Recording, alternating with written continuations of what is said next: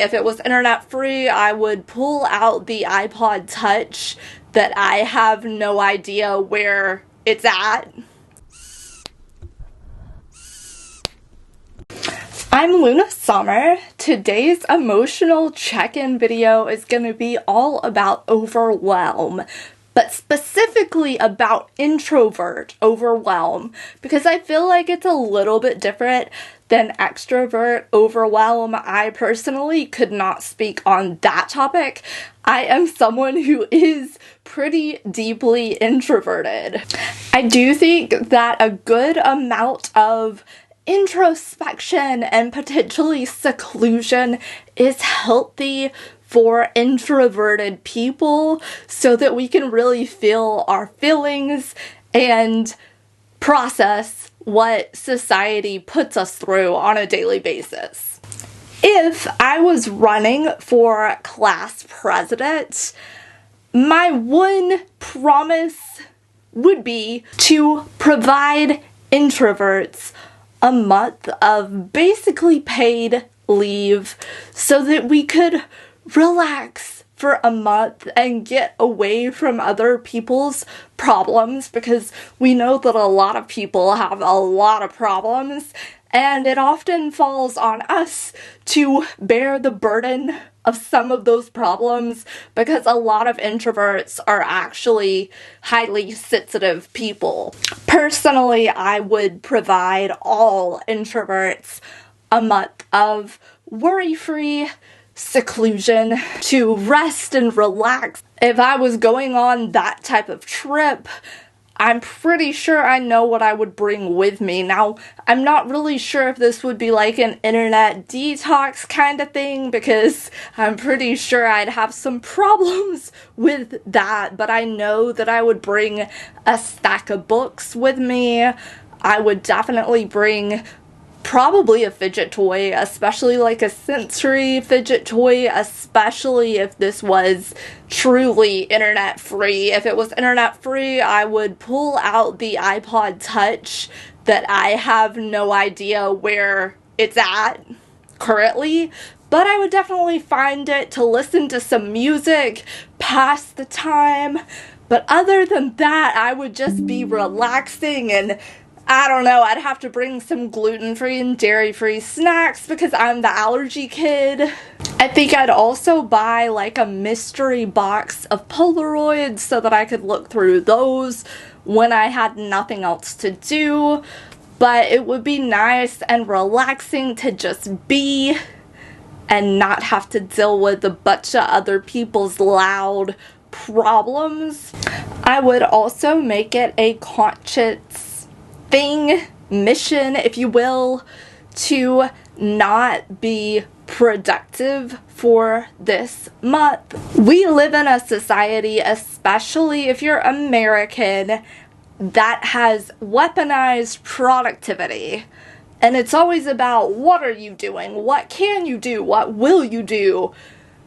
And I mean, to a certain degree, that allows for societal progression, but if it's weaponized in such a way that not being productive is considered immoral, there's a problem with that. I think that it would be healthier for society in general, and not necessarily just introverts, to have a palate cleansing moment every once in a while, because it's easy for anyone to get overwhelmed these days just by what's on our screens, whether that's the television or our phones or any other screen size in between. There's a lot going on all the time, and I feel like that's amped up everyone's anxiety. We need to realize that everything has its own timeline. Everything naturally ebbs and flows, and even when something isn't growing fast enough, whether that be like social media or just anything in life in general, instead of getting frustrated with a lack of results, we need to appreciate the calmness that has brought us.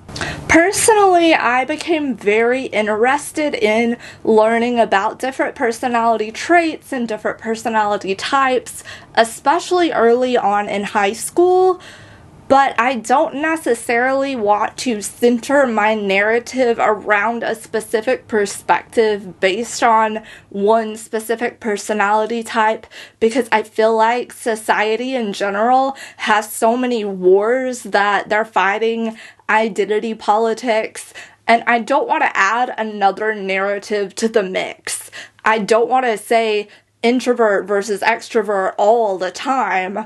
I know that I'm an introvert, but I don't wish harm on extroverts just because they have a different perspective on life than me.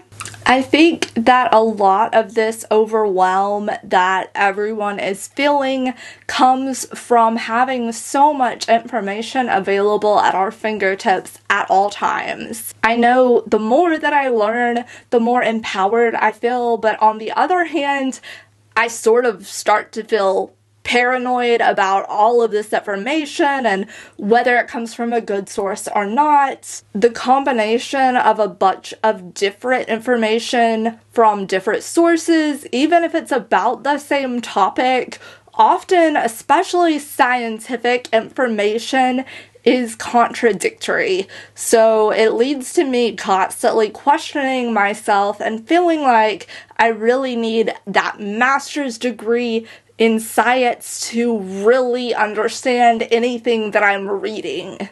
I think that one of the ways that we can fight the overwhelm feeling is by understanding that we are enough as humans, and maybe we're not the smartest, maybe we're not the prettiest, maybe we're not the most athletic.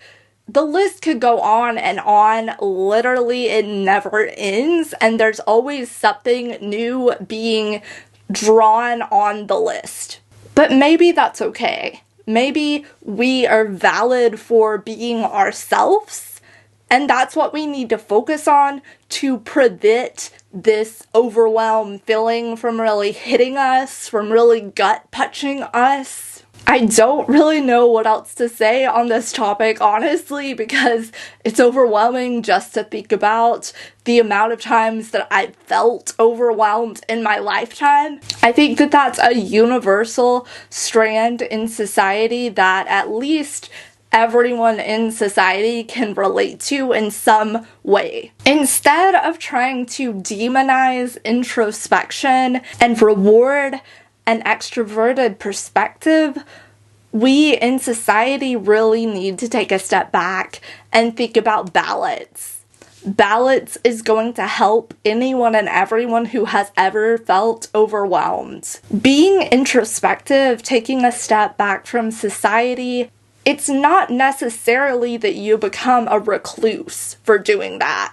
Sometimes seclusion leads to creative breakthroughs.